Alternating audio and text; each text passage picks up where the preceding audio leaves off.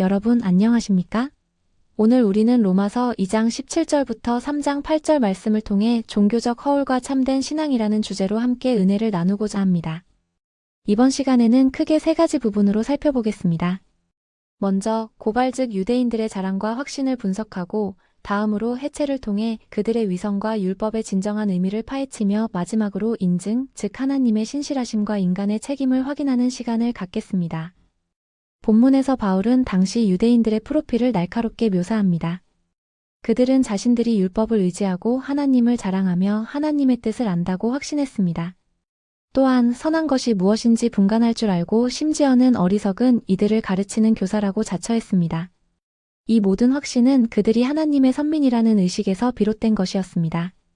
하지만 바울은 이러한 확신에 찬 유대인들의 실제 삶이 얼마나 위선적인지를 역설적으로 지적합니다.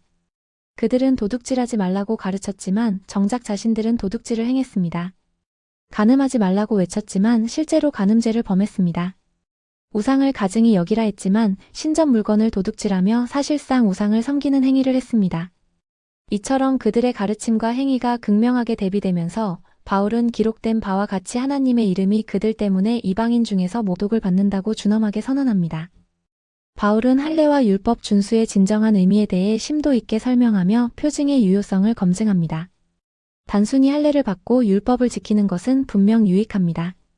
하지만 할례를 받았다고 할지라도 율법을 범하면 그것은 무할례와 다를 바 없습니다.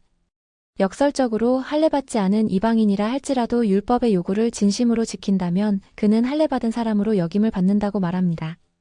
할례를 받았던 받지 않았던 율법을 지켜야 한다고 하고 있습니다. 그렇다면 누가 참된 유대인일까요? 바울은 표면적인 유대인과 이면적인 유대인을 명확히 구분합니다. 표면적인 유대인은 육신의 할례와 율법 조문에만 얽매여 사람에게서 칭찬을 구하는 자입니다. 그러나 이면적인 유대인은 마음의 할례를 받고 성령의 인도하심을 따라 하나님께 칭찬을 받는 자입니다. 핵심은 육신적인 행위가 아니라 마음의 변화, 즉 할례는 마음의 할진이라는 말씀처럼 마음을 강조하고 있습니다. 이제 바울은 또 다른 질문을 던집니다. 그렇다면 유대인들에게는 과연 어떤 나음이 있는가? 즉 이스라엘 백성으로서 그들에게 주어진 특별한 이점은 무엇인가 하는 질문입니다. 이에 대한 바울의 대답은 명확합니다. 범사에 많지만 그 중에서도 가장 큰 특권은 바로 그들이 하나님의 말씀을 맡았음이라는 것입니다. 하나님의 계시와 언약의 말씀이 그들에게 먼저 맡겨졌다는 사실은 부인할 수 없는 영광입니다. 하지만 여기서 인간의 불의와 하나님의 신실하심에 대한 중요한 질문이 제기됩니다. 유대인 중 어떤 자들이 하나님을 믿지 아니하였다면 어떻게 될까요? 그들의 믿지 아니함이 하나님의 미쁘심, 즉 신실하심을 패할 수 있을까요? 바울은 결코 그럴 수 없느니라고 단호하게 답합니다. 인간은 모두 거짓말쟁이라 할지라도 오직 하나님은 참되시다는 것입니다. 인간의 불신이나 불순종이 하나님의 본질이나 약속을 훼손할 수는 없습니다. 이러한 맥락에서 인간은 궤변에 빠지기 쉽습니다. 나의 불의가 오히려 하나님의 의를 더욱 분명하게 드러내는 것이니 그렇다면 나는 심판받지 않아야 하는 것이 아닌가? 그런 하나님의 의가 드러나는 선을 이루기 위해 악을 행해도 되는 것이 아닌가? 이러한 궤변에 대해 바울은 다시 한번 결코 그렇지 아니하니라고 강력하게 반박합니다. 하나님의 의는 인간의 죄악을 정당화하는 수단이 될 수 없으며 죄는 그 자체로 심판받을 대상입니다. 오늘 말씀의 핵심 메시지를 요약해 보겠습니다. 첫째, 율법을 행해야만 의롭다함을 받습니다. 율법을 아는 것만으로는 충분하지 않습니다. 율법을 듣는 자가 아니라 행하는 자라야 의롭다 하심을 얻습니다. 둘째, 형식보다 마음의 중심이 중요합니다. 육신의 할례는 마음의 변화 없이는 무효이며 참된 신앙은 우리 안에 있는 마음의 변화에서 시작됩니다. 셋째, 우리의 죄는 변명할 수 없습니다. 인간의 불의가 하나님의 신실하심을 무효화할 수 없으며 우리는 하나님 앞에 어떠한 핑계도 댈 수 없습니다. 오늘날 우리에게 적용해 보겠습니다. 나는 혹시 예배 참석이나 직분, 신학적 지식과 같은 종교적인 형식 뒤에 숨어 내 마음의 완악함과 위선을 방치하고 있지는 않은지 말입니다.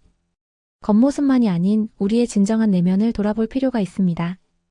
히브리서 4장 12절과 13절에 의하면 하나님의 말씀은 살아있고 활력이 있어 좌우의 날선 어떤 검보다도 예리하여 혼과 영과 및 관절과 골수를 찔러 쪼개기까지 하며 또 마음의 생각과 뜻을 판단하나니 지으신 것이 하나도 그 앞에 나타나지 않음이 없고 우리의 결산을 받으실 이의 눈앞에 만물이 벌거벗은 것 같이 드러나느니라고 하십니다.